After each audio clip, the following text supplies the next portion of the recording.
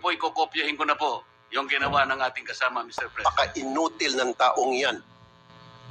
Yung isang dekada niyang mahigit na hindi niya ma-take down, Mr. President, na ilang buwan o taon ng mga produkto hindi niya ma-take down. Napaka-take down ko po in just 7 working days. At dalawang pinagtutunghan ko po ay ang Food and Drug Administration or FDA. Kung ayaw, maraming dahilan. Demand the resignation of FDA Director General Paulo Teston.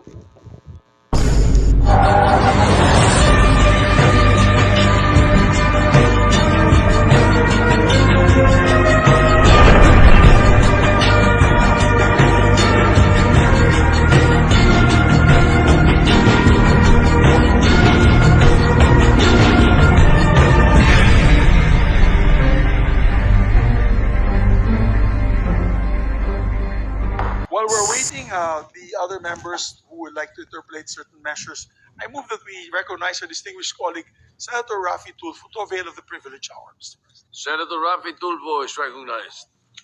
Thank you, Mr. President. Distinguished colleagues, I will not take much of your time today. I just believe that learning could be taken from the matter that I wish to bring before this body. Mr. President, under Article 11 on accountability of public officers of our Constitution, it is stated that public officers and employees must at all times be accountable to the people, serve them with utmost responsibility, integrity, loyalty, and efficiency.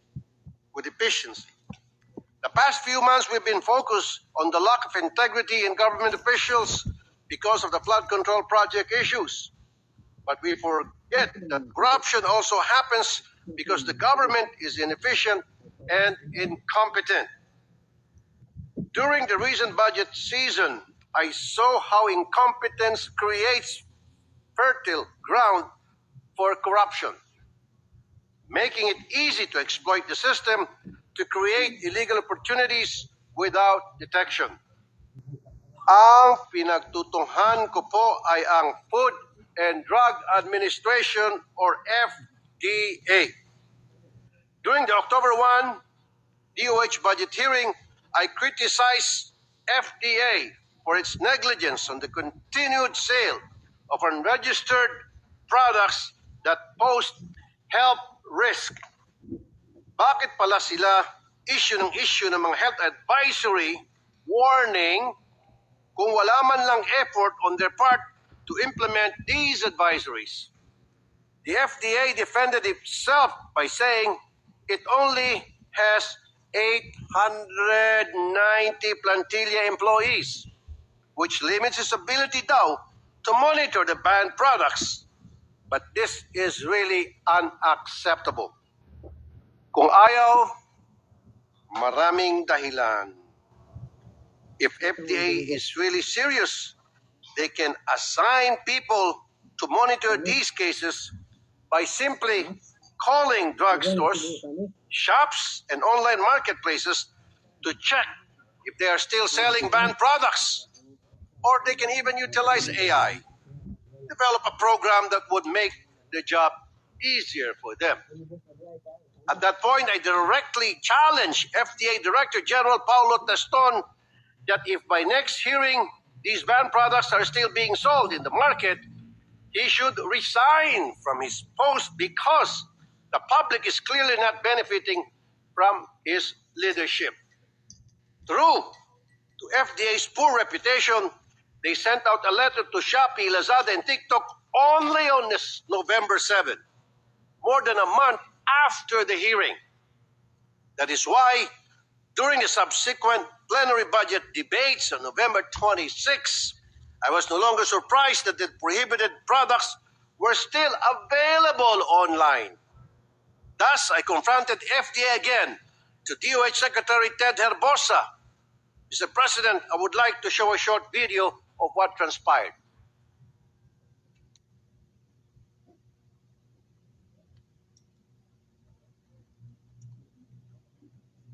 So since the last hearing, up to now, wala pa rin pong ginawa, Mr. President, ang FDA. And I still have the list of the same products. Pero sabi po kanina ng FDA, Mr. President, November 7 lang nagpadala ng letters. So it took them more than a month to just send a letter to different online platforms. Napakabagal, Mr. President. Gusto ko po mag-hain ng challenge FDA for the second time. What if my office or Rafi Tulfo in Action mapatake down yan in 1 week or less? Will you ask him to resign? Challenge taken. Sumagot na po ng yes si Secretary, Mr. Thank you. President. Thank you very much.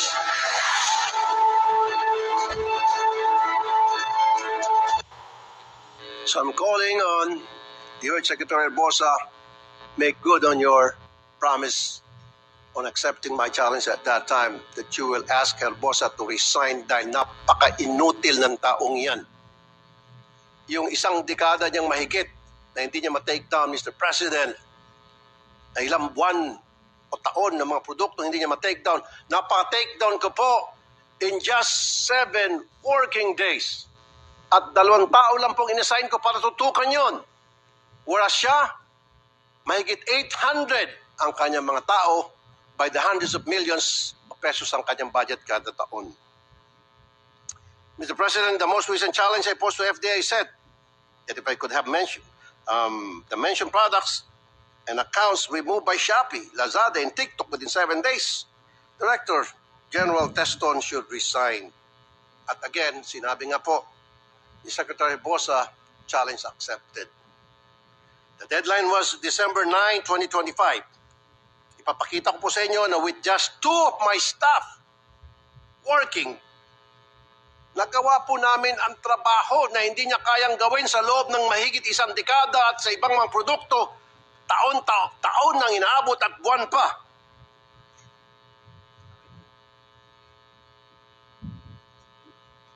Every day after that, we would message the point person of Shopee, Lazada, and TikTok asking for the status for request. It just takes a few minutes every day to do that. December 9, 700 products, 700 product listings have been taken down. 373 by Lazada, 189 by Shopee, and 138 by TikTok Shop. By now, there are already 909 listings taken down. With little manpower, we were able to do what FDA could not do for decade, more than a decade, for years, for months, in some products. Ano po ang tawag dito? 2 lang po. Bakit 3? 2 lang. Tamad, inutil, o kurakot. Dahil tumatanggap doon sa mga hindi nila mapatake down ng mga produkto na sinasabi nila mismo na harmful po for human consumption, mapanganib, kaya nagbigay po sila ng warning. Mr. President, FDA's mandate is to ensure the safety, efficacy, or quality of health products or consumer products that may have an effect on health. But more than just protecting the people's health, what we don't immediately realize is that FDA regulates so many businesses, food, drugs, cosmetics, medical devices, household and urban pesticide products, and other household and urban hazardous substances. The value of these businesses reach about 7.2 trillion pesos. Ang laking pagpupurakutan. Trilyon. Ang laking halaga ng negosyo ang nasa kamay ng FDA. And with FDA topping the list of most complaint agency from January to August 2025 by the Anti-Red Tape Authority or ARTA, medyo mapapaisip po kayo. Ano ba talaga ang nangyayari dyan sa FDA? Based on our verification with ARTA, the reason for the complaints is often failed to process on time. Maraming registered products online kasi ang tagal nila mag-process, baka nag-aantay ng lagay. Kaya dahil alam nila na papasa ang produkto nila at safe ito, kaya itong ibang mga pharmaceutical companies nagbebenta na lang para hindi masayang opportunity. For example, after October 1 budget hearing, where I mentioned unregistered products being sold in Watsons, such as popular brand products of Biotin and Lumi, because they were called out, Watsons removed the products from their online platform, Motopro. Well, actually, after they were called out, that's when they act on it and remove their products online. But a few days after, FDA finally approved these products. Sabi siguro ng FDA, sayang kung hindi kami napatulfo. Tuloy-tuloy pa rin sanang alam niyo na walang tuloy ng kita ang FDA.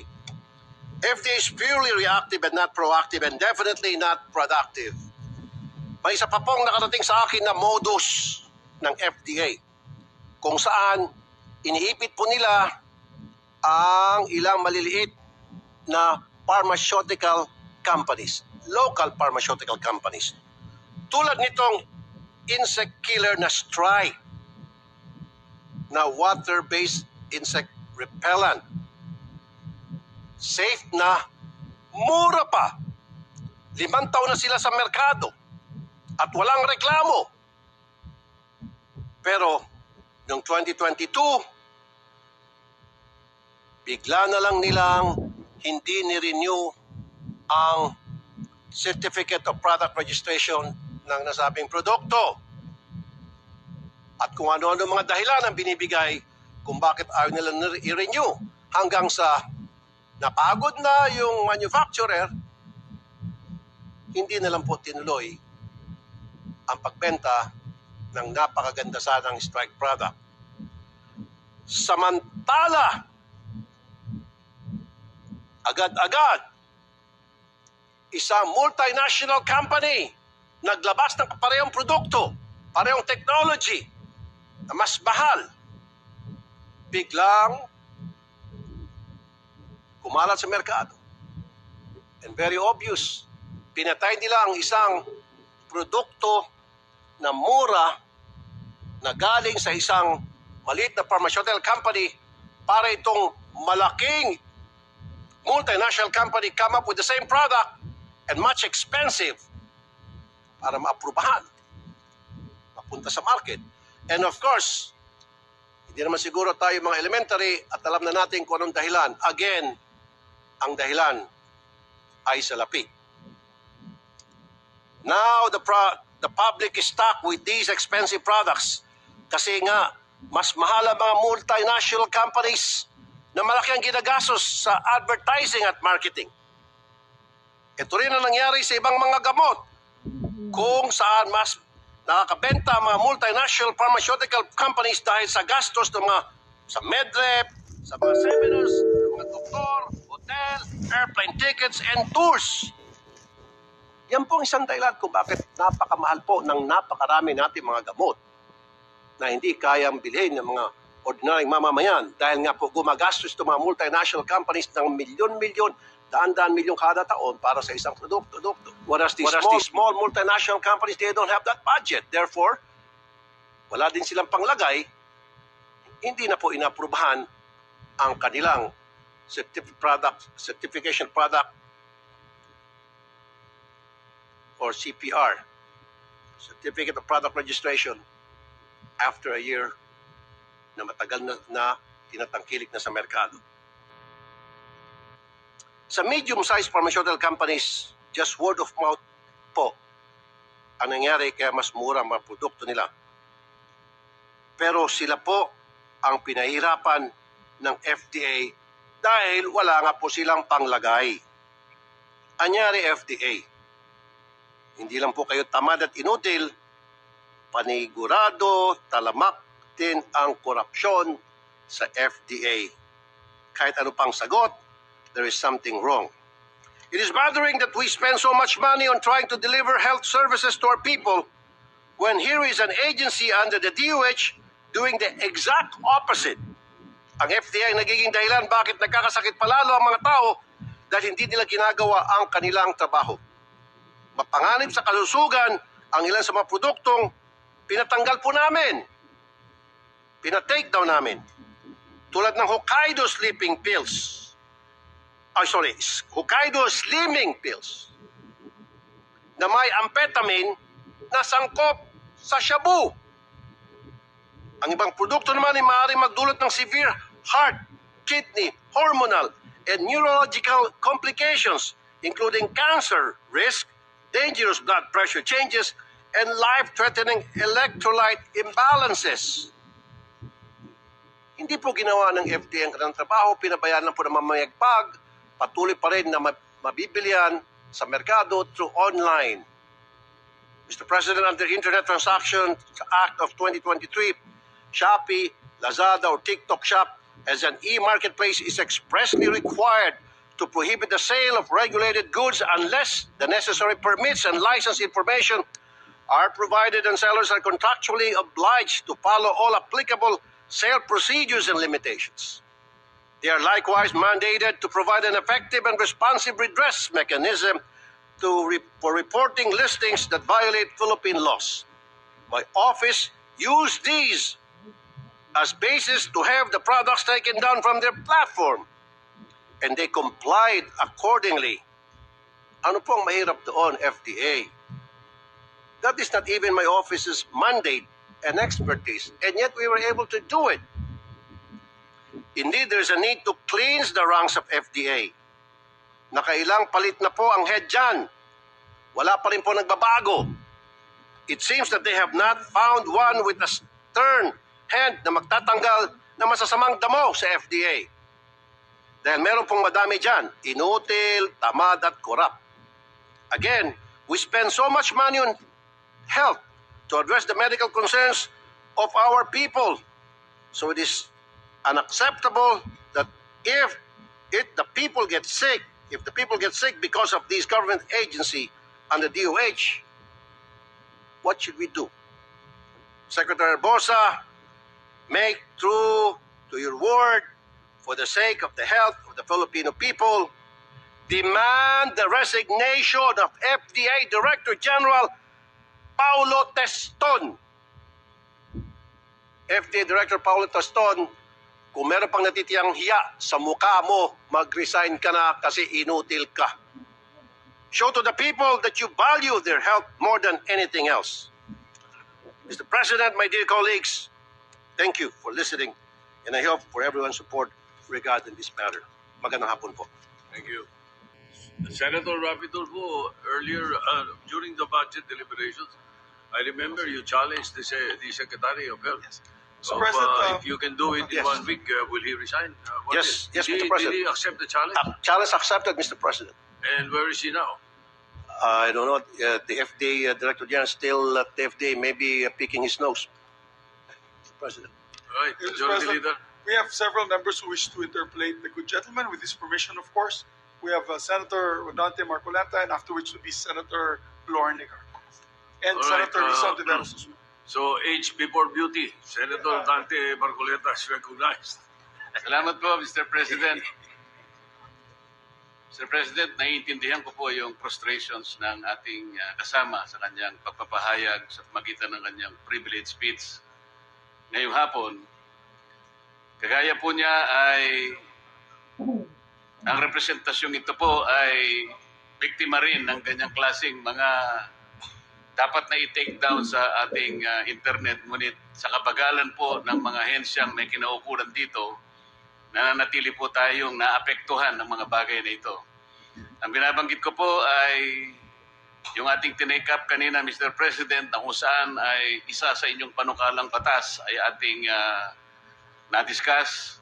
At kagaya nga po ng aking naibahagi, Mr. President, ako po ay naging biktima ng napakaraming fake news na sa ngayon ay nabibilang na, may panglima na po.